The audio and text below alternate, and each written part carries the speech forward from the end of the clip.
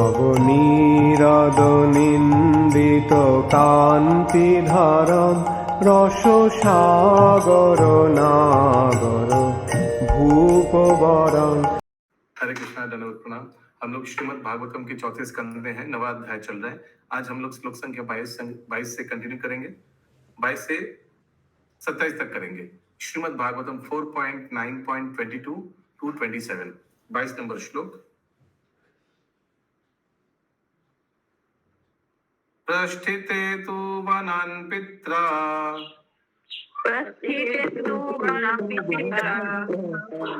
दत्वा गन्धर्व संश्रय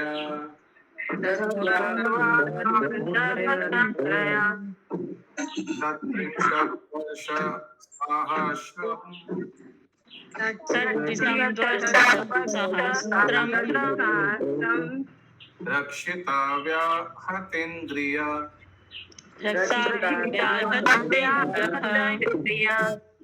अनुवाद: जब तुम्हारे पिता तुम्हें अपने राज्य का शासन देकर जंगल के लिए प्रस्थान करेंगे, तब तुम लगातार 36,000 वर्षों तक सारे संसार पर राज्य करोगे और तुम्हारी समस्त इंद्रियां उतनी ही शक्तिशाली बनी रहेंगी जितनी कि वे आज हैं।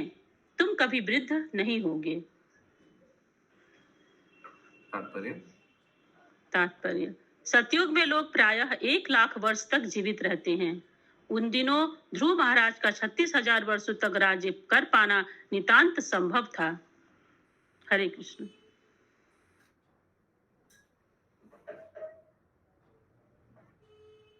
100,000 years माने 1 लाख साल। 1 लाख में 36,000 साल राज्य करेगा। ठीक है। अगला श्लोक 23 नंबर। त्वद्भ्रातरे उत्तमेनास्ते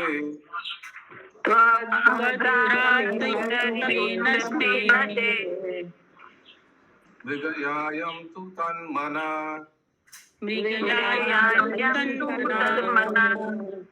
अन्विषन्ति वनन्माता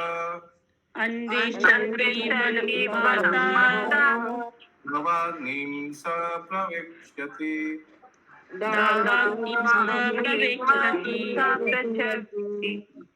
अनुवाद: श्री भगवान ने आगे कहा, निकट भविष्य में तुम्हारा भाई उत्तम जंगल में शिकार करने जाएगा और जब वह शिकार में मग्न रहेगा तो मार डाला जाएगा। तुम्हारी भी माता सुरुचि अपने पुत्र की मृत्यु से पागल होकर उसको ढूंढने जंगल में जाएगी, किंतु वहां वह दावाग्नि में मारी जाएगी।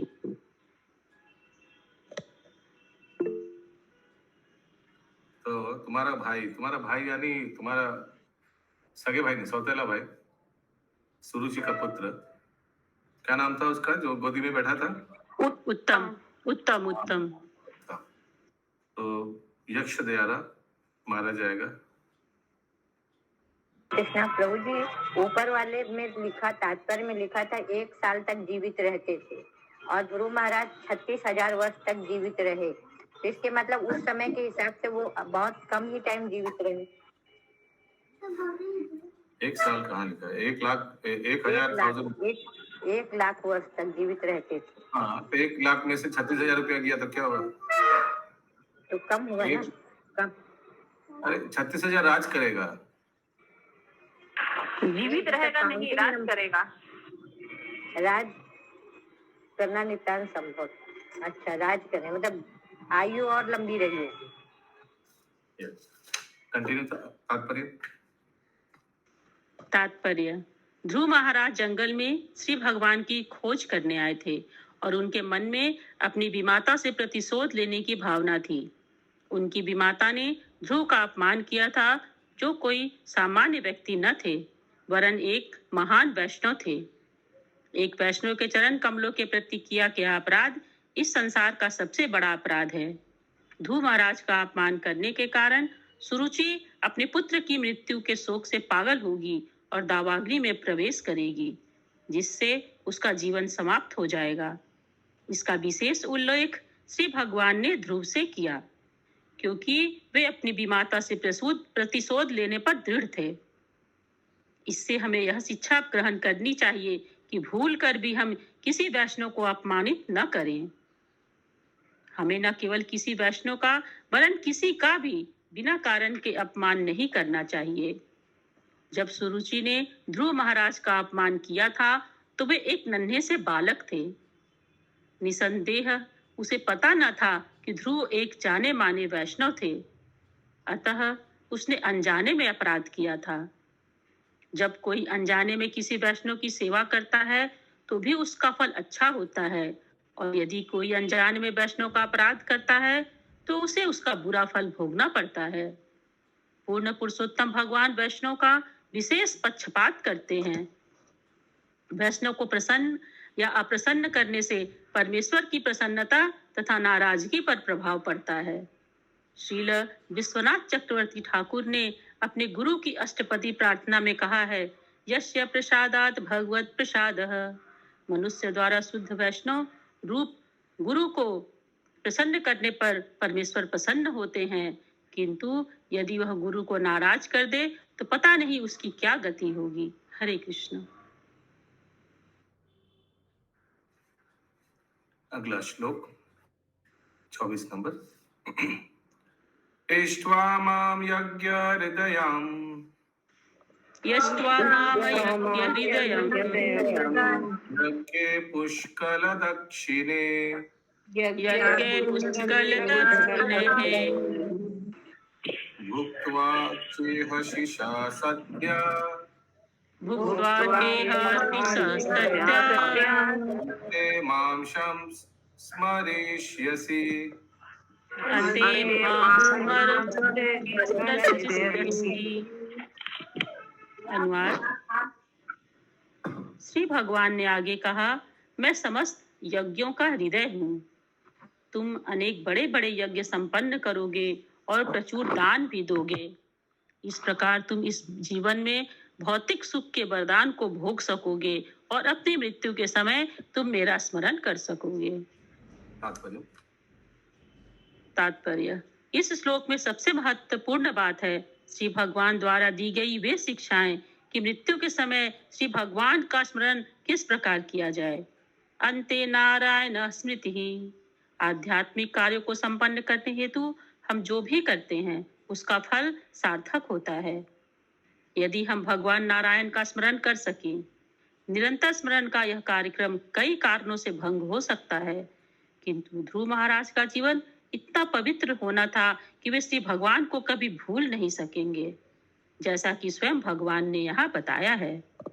अतः वे मृत्यु के समय परमेश्वर का स्मरण करेंगे और मृत्यु के पूर्व इस भौतिक संसार का सुखोपभोग इंद्रिय तृप्ति द्वारा नहीं अपितु बड़े बड़े यज्ञ संपन्न करके करेंगे, जैसा कि वेदों में उल्लेख है। जब कोई मनुष्य बड़े बड़े यज्ञ करता है तो उसे न केवल ब्राह्मणों को दान देना चाहिए, बल्कि क्षत्रियों, वैश्यों तथा शूद्रों को भी दान देना चाहिए। यहाँ यह विश्वास व्यक्त किया गया है कि ध्रुव महाराज ऐसे कार्य करते रहेंगे। किंतु इस कलयुग में जो सबसे बड़ा यज्ञ किया जा सकता है वह संकीर्तन यज्ञ है। हमारा कृष्ण भावनामृत आंदोलन लोगों को तथा हम सबको श्री भगवान का सही आदेश सिखाने हेतु चलाया गया है।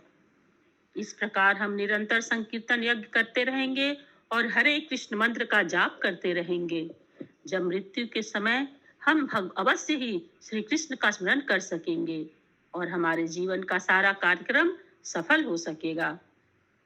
इस युग में धन के रूप में दान का स्थान प्रसाद वितरण ने ग्रहण कर लिया है। किसी के पास भी इतना धन नहीं कि उसे बांट सके, किंतु यदि हम यथासंभव कृष्ण प्रसाद का वितरण करें तो यह धन वितरण की अपेक्षा अधिक महत्वपूर्ण होगा। हरे कृष्ण। ततो गन्तासि मत्स्थानम् ततो गन्तासि मत्स्थानम् सर्वलोकनमस्कृतम् उपरिष्ठद्भिर्भ्यास्त्वम्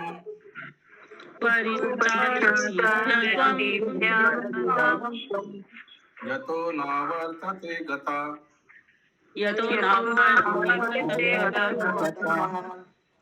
अनुवाद। श्री भगवान ने आगे कहा, हे ध्रुव, इस देह में अपने भौतिक जीवन के पश्चात तुम मेरे लोक को जाओगे, जो अन्य समस्त लोकों के निवासियों द्वारा सदैव वंदनीय है। यह सप्तऋषि के ग्रहों के ऊपर स्थित है और वहां जाने के बाद तुमको इस भौतिक जगत में फिर कभी नहीं लौटना पड़ेगा। तात्पर्य तात्पर्य, इस श्लोक में ना वर्तते शब्द अत्यंत महत्वपूर्ण है। श्री भगवान कहते हैं, तुम इस भौतिक जगत में पुनः नहीं आओगे, क्योंकि तुम मत स्थानम अर्थात मेरे धाम पहुंच जाओगे। अतः इसी भौतिक जगत में ध्रुवलोक भगवान श्री विष्णु का धाम है। इसके ऊपर क्षीर सागर है, जिसके अंदर श्वेत द्वीप है। यह भी स्पष्ट सूचित किया गया है कि यह लोक ऋषियों के सप्त लोकों के ऊपर स्थित है, और चूंकि यह विष्णु लोक है, अतः अन्य समस्त लोकों द्वारा पूजित है। यहाँ यह प्रश्न उठाया जा सकता है कि प्रलय के समय इस ध्रुवलोक का क्या होगा? उत्तर सरल है, अन्य वैकुंठ लोकों की भांति ध्रुवलोक बना रहता है। इस प्रसंग में श्रीला विश्वनाथ चक्रवर्ती ठाकुर की टीका है कि निवर्तते शब्द ही इसका सूचक है कि यह ग्रह शाश्वत है। हरे कृष्ण। यस सत्यभामा माता जी। हरे कृष्ण प्रभु जी। प्रभु जी, जैसे भगवान कह रहे तुम इस भौतिक जगत में पुनः वापस नहीं आओगे, लेकिन फिर ये कैसे बोल रहे हैं कि इसी भौतिक जगत में ध्रुव लोक भगवान विष्णु का धाम है और तो हमेशा वहीं रहोगे, ऐसा कैसे बोल रहे हैं? दोनों ही सत्य है। ये ध्रुव लोक जो है ये आध्यात्मिक जगत का हिस्सा है, लेकिन भौतिक जगत में है। ये भौतिक जगत में है, तो भगवान बोले भौतिक जगत में नहीं पुनः समझे वापस नहीं आओ। मान सुनिए क्या बोला, उसमें उत्तर छुपा हुआ है आपका। हाँ, ठीक है, मैं समझ गई प्रभु। ये ध्रुव लोक जो है ये आध्यात्मिक जगत का हिस्सा है, लेकिन भौतिक जगत में है। ठीक, हाँ, इसमें उत्तर है। ठीक है प्रभु। सो ये 36,000 उम्र कटाने के बाद आपका परमानेंट मेरे धाम में वापस आ जाएगा, लेकिन क्योंकि आप भौतिक इच्छा किया था तो ये भौतिक जगत में रहना पड़ेगा, लेकिन आपका स्थान ध्रुव लोक में होगा, जो कि आध्यात्मिक जगत का हिस्सा है। ठीक है, अगला श्लोक 26। जैसे मैं एक उदाहरण दे रहा हूं आपको,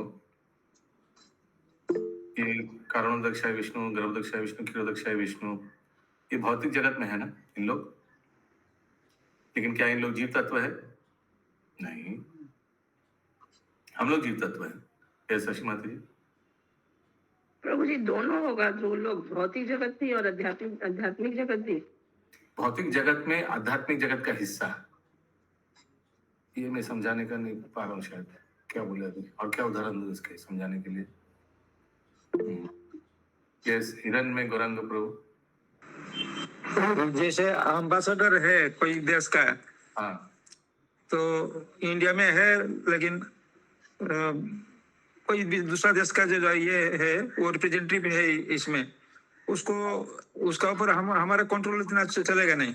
अच्छा उदाहरण दिया प्रभु। एम्बेसी, एम्बेसी ये जो आप लोग देखते हैं ना, ये हम लोग जब एल्बर्ट रोड जाते हैं, बीच में एक अमेरिकन एम्बेसी आता है ना, गायत्री राधिका माता जी आता है ना रास्ते में, तो ये आप लोग को मालूम होना चाहिए, ये जो एम्बेसी आता है ये हो सकता है कलकत्ता में है, जो इंडिया का अंदर में है, लेकिन इसके अंदर जो भी कुछ चलेगा, जो भी कुछ घटना होगा, इसका दायित्व कौन रहेगा और इसका डिसाइड कौन करेगा डिसीजन?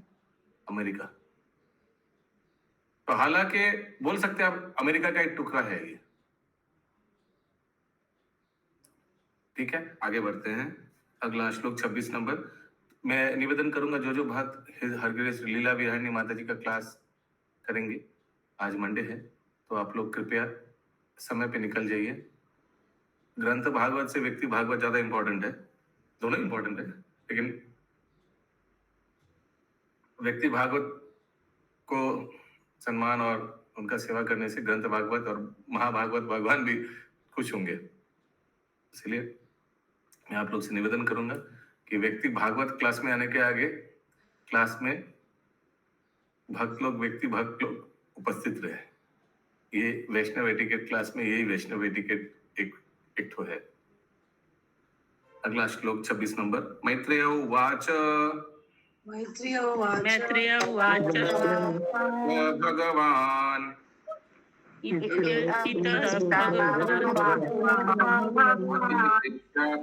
पदम् अदिदिश्य आत्मनः पदम् बालस्य तस्य तो धाम बालस्य पश्यतु धामः त्वम् अगात् गरुडाध्वज स्वम् आगात् गरुडध्वजः।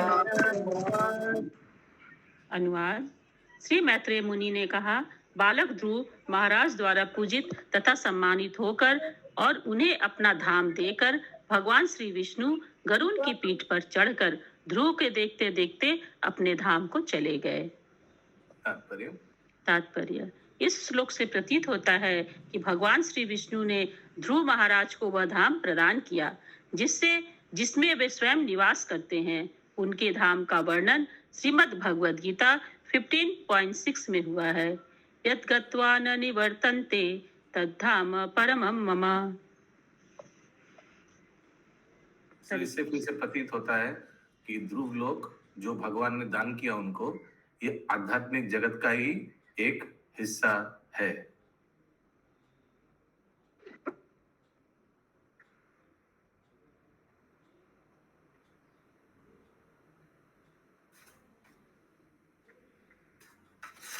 यहाँ लिखा है, इस श्लोक से ये प्रतीत होता है कि भगवान ने क्या लिखा है, पहला सेंटेंस तात्पर्य में फिर से पढ़िए। इस श्लोक से प्रतीत होता है कि भगवान श्री विष्णु ने ध्रुव महाराज को वह धाम प्रदान किया जिसमें वे स्वयं निवास करते हैं। कैसे प्रतीत हुआ, कोई समझा सकते हैं इस श्लोक को पढ़कर? तो प्रभु जी, ये शब्द के लिए प्रतीत होता है कि भगवान ने अपना धाम का हिस्सा ही दिया गिफ्ट में। न वर्तते।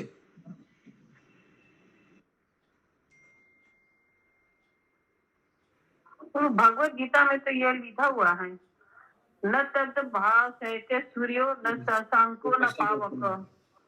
प्रश्न फिर से कर रहा हूं मैं। इस श्लोक से प्रतीत होता है, इस माने जो भागवतम का श्लोक हम लोग पढ़ा अभी, यानी 26 नंबर। आशा करता हूँ प्रश्न समझ में आया आप लोगों को। कोई उत्तर दे नहीं पा रहा है? यस, हिरण्मय गौरांग प्रभु। न वर्तते, न वर्तते जो शब्द है, ये श्लोक में कहाँ न वर्तते है? और लास्ट एक 26 नंबर श्लोक में कहाँ न वर्तते है? 26 नंबर होगा। अच्छा, 25 से लगा। हम लोग भागवतम में 26 नंबर श्लोक पढ़ा अभी, इसी का तात्पर्य में दिया हुआ है। यस, शशि जायसवाल माता जी, बहुत इजी है। मुझे यहाँ पे लिखा है ना कि उनको सम्मानित करके और ध्रुव लोग देख के अपने धाम को चले गए देखते देखते, मतलब बाद में ध्रुव महाराज वहीं पर उनके धाम को जाएंगे। इस श्लोक में कौन सा वर्ड से पता चलता है कि भगवान ने अपना धाम का टुकड़ा दिया? इतना इजी है, वर्ड टू वर्ड मीनिंग देखिए। स्वगान भगवान अदिति स्यात्मनः पदम। आत्मना पदम। आत्मना पदम का शब्दार्थ पढ़िए सुषमा माता जी। हाँ प्रभु जी। आत्मना पदम, अपना निवास स्थान। तो अपना निवास स्थान का टुकड़ा उनको गिफ्ट में दिया ध्रुव लोक, और फिर अपने धाम चला गया, यानी गोलोक वृंदावन वैकुंठ जो भी है जाएंगे। समझ में आया? अगला श्लोक।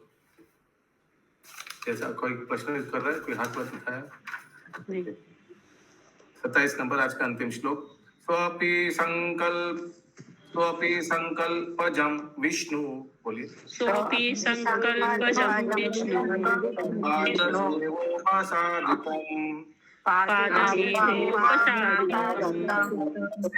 संकल्प निर्वाणम प्राप्य संकल्प निर्वाणम नाति प्रीतो अभ्यगत पुरम